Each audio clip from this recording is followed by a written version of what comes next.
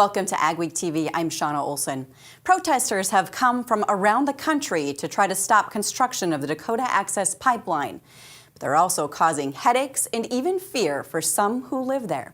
Mikkel Pates traveled to western North Dakota to talk to some of the farmers and ranchers in the protest area who are trying to maintain their operations. Shauna, this historic gathering of environmental and Native American protesters in the Cannonball, North Dakota area has caused some difficulties for farmers and ranchers in the area. Jared Ernst is a rancher near St. Anthony.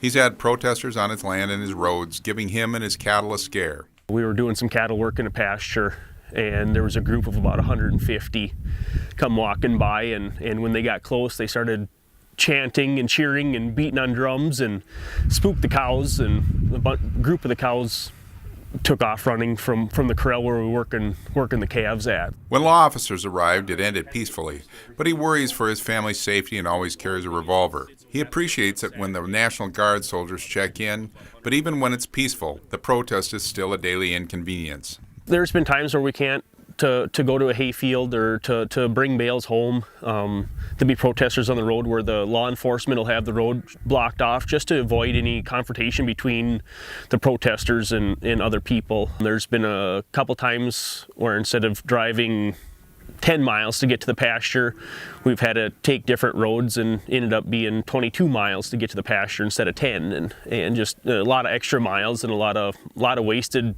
minutes in a day because of it. It's really changed the lifestyle of this little quiet rural community.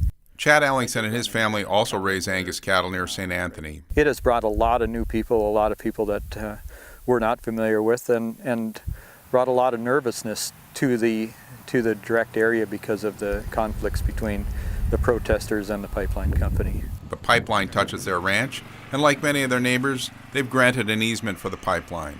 He's more concerned about the protesters than the pipeline.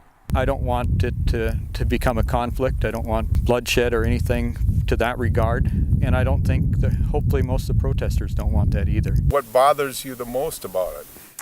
That they're like cutting our fences and going through our property. Hopefully it can come to a peaceful ending, and the federal government needs to step up and hopefully see this thing through. Frank Thomas is a grain farmer near Cannonball. He says that the protest is making it hard to move grain and sell his hay. Had the hassle of trying to drive trucks and hauling hay through the protests, and you don't know from one day to the next which highway is going to be closed down or gravel road or whatnot. So I'm all for somebody standing up for what they believe in there, but when you got to sit in line for a half hour per truck to try to get through someplace, and it's a major inconvenience to a lot of people. Farmers and ranchers that I've talked to say that they're concerned about free speech and the environment, but they also think the federal government must step up and make sure events like this stay safe and allow commerce. For AgweekTV, this is Mikkel Pates at Cannonball, North Dakota.